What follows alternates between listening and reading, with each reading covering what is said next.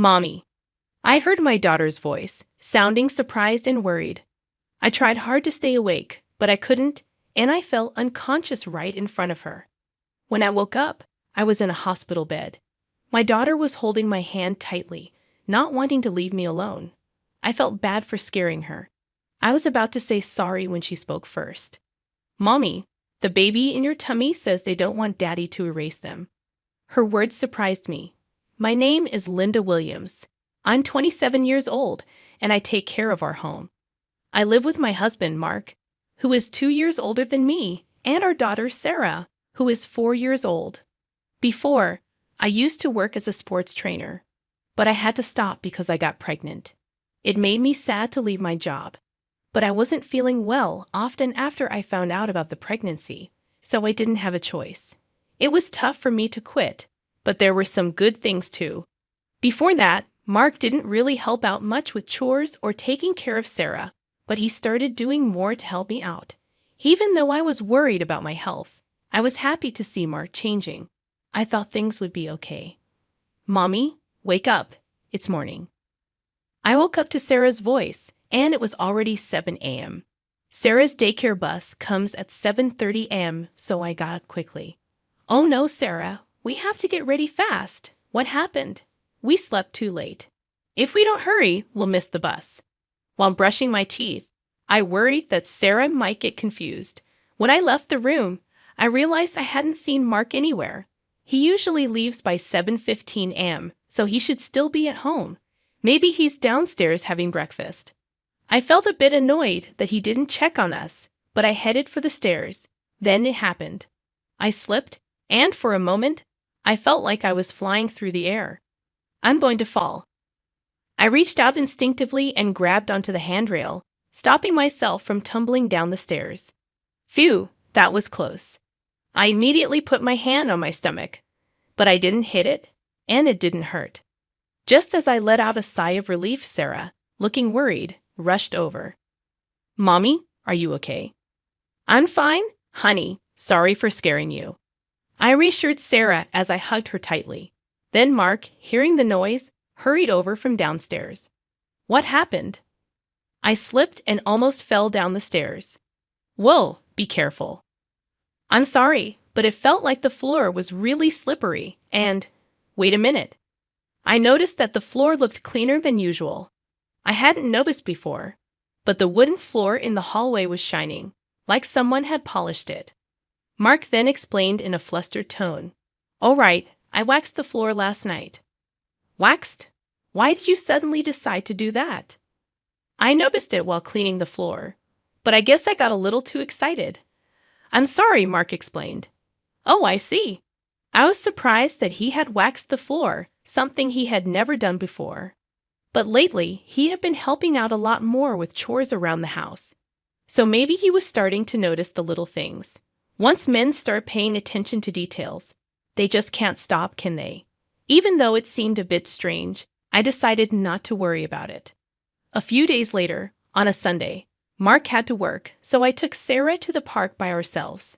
Before, I used to run around and play with Sarah, but I couldn't do that now. I watched Sarah happily playing on the swing, with a water bottle Mark had prepared for me in my hand. Who would have thought that Mark would start preparing things like a water bottle for me? When Sarah was born, Mark wasn't interested in anything at home. It still makes me emotional when I think about it. He didn't seem interested in Sarah either, so whenever I talked to him about it, he got upset, and he started coming home from work later and later. The fact that he now prepares a water bottle for me is still surprising, but it makes me really happy. Thinking about this and feeling a bit thirsty, I decided to take a sip of the tea Mark had made for me. Then, Mommy, Sarah called out suddenly. After drinking about a quarter of the bottle, I suddenly felt dizzy and started to feel unsteady on my feet. I held onto the swing's fence for support, but even then, I could feel myself getting weaker, and it was hard to stay standing. Mommy, what's happening? Help, Mommy! I heard Sarah's voice, sounding surprised and worried. I tried my best to stay conscious, knowing that if I fainted, Sarah would be left alone. But despite my efforts, I collapsed while shielding my stomach. When I woke up, the first thing I saw was the bright white ceiling above me. I felt disoriented for a moment, but then I noticed the smell of disinfectant and saw a nurse approaching, asking, "Are you okay?" It dawned on me that I was in a hospital, and then I thought of Sarah. "Excuse me, do you know where my daughter is?" She was with me when I passed out. I asked the nurse as I sat up. She nodded understandingly and reassured me with a smile. "She came to the hospital with you in an ambulance. She should be with your husband now." My husband.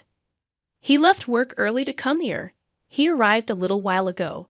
He's such a caring husband, the nurse informed me before leaving the room to call them. Feeling relieved that Sarah wasn't alone, my head started spinning again, and I collapsed back onto the bed. Why did I faint when there were no issues during my previous prenatal checkups? Was it because I moved around too much, or did I eat something bad? As these thoughts raced through my mind, I suddenly remembered the tea from the water bottle that I had drunk just before I fainted. Come to think of it, that tea, just as I pondered this, the door opened and the nurse, a doctor, Mark, and Sarah entered.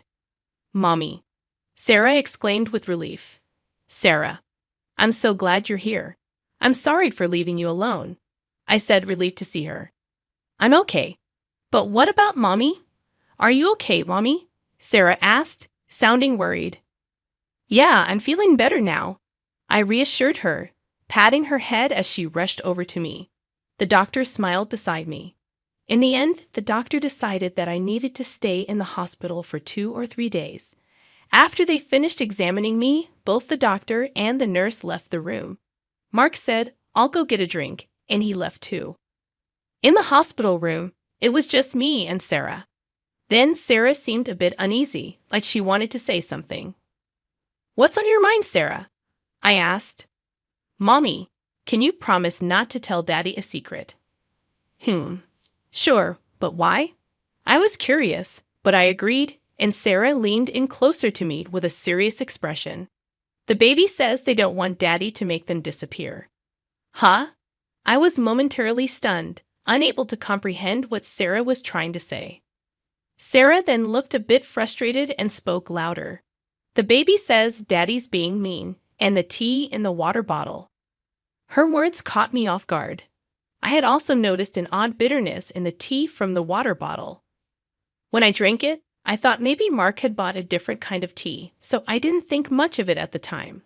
But now, thinking back, I felt a wave of dizziness right after drinking that tea. A small part of me wondered if there was a connection to my fainting spell.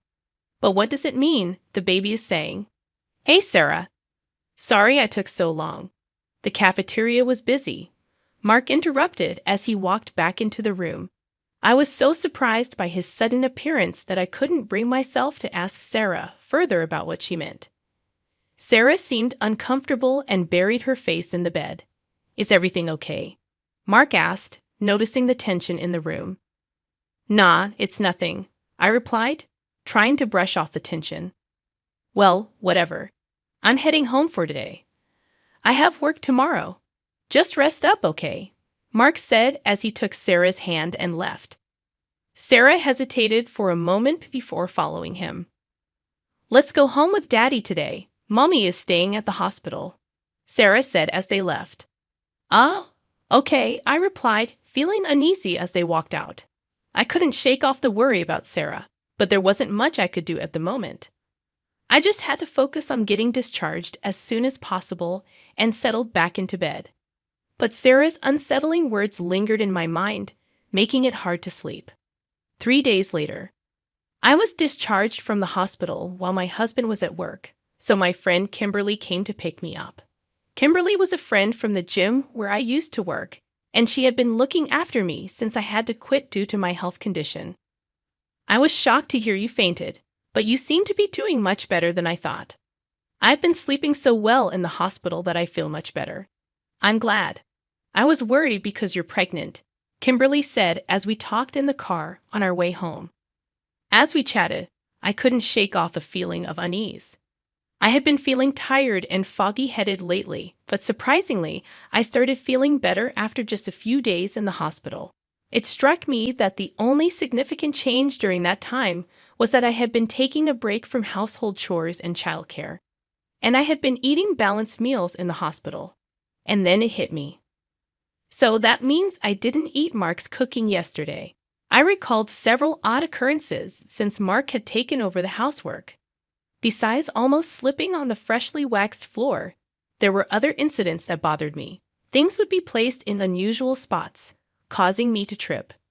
Once I was told the shower was ready, that there was no hot water, only cold water. It happened often, especially during winter, which made me rush to the hospital out of concern for the baby. Thankfully, everything was fine, but it was incredibly stressful. I had initially dismissed these incidents as simple mistakes caused by Mark's lack of experience with housework. But upon reflecting on them now, each one seemed like it could have serious consequences if one wrong step was taken. "Linda, we're here," Kimberly's voice interrupted my thoughts. "Oh yeah." I realized we had arrived at the house. Seeing my quiet demeanor, Kimberly looked at me with concern. "If you're not feeling well, you should let me know, okay?" "Yeah, I will. Thanks. You should rest for today at least. I'll go pick up Sarah, okay?" "Thank you, I really appreciate it," I said as we got out of the car together. I made a mental note to have a proper conversation with Sarah once she returned in the evening. When Sarah came home with Kimberly, she even brought some deli food for dinner and told me to call her if anything happened before leaving. She was like a superhero, and I couldn't help but feel grateful. As we ate dinner with the deli food Kimberly had brought, I felt surprisingly well, so I decided to talk to Sarah again. "Can we discuss what happened the other day?" I asked, and Sarah nodded seriously. "Sure, Mommy. What do you want to talk about?" she asked. "Do you think you could talk to the baby in my belly, Sarah?" Yes, Sarah nodded firmly. Her sincerity was evident, and I couldn't help but believe her. "Then can you tell me again what the baby is saying?" I asked. "Well, the baby is scared of Daddy," Sarah began, her voice serious. "Daddy is trying to hurt us on purpose and separate Mommy and the baby, so the baby is holding onto Mommy as tightly as possible." I was speechless at Sarah's words. Though her explanation was simple, it connected all the strange occurrences, and I couldn't shake the feeling that they were deliberate attempts to harm the baby. The realization sent shivers down my spine. "Mommy, what's wrong? Are you in pain?" Sarah asked, tears welling up in her eyes, clearly worried about me. "Sarah, I'm sorry. I'm okay." I reassured her, hugging her tightly as I wiped away her tears. In that moment, I made a silent vow to myself. I needed concrete evidence or no one would believe what was happening.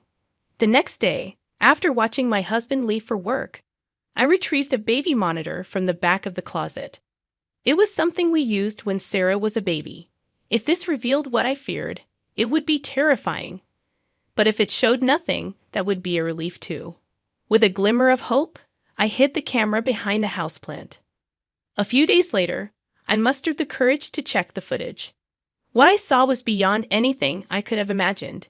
It shattered the small hope I held onto. And in that moment, I made a decision.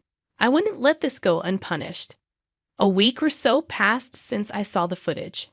Earlier in the day, I had left Sarah at my parents' house. Now, I had tidied up the entire house and prepared a perfect dinner before Mark came home. Mark finally arrived and was surprised to see the elaborate meal set on the table. "What's going on? I could have made dinner." "I can't let you do anything dangerous anymore," I said firmly. "Huh? What do you mean?" Mark asked, a hint of caution in his eyes. "I mean exactly what I said.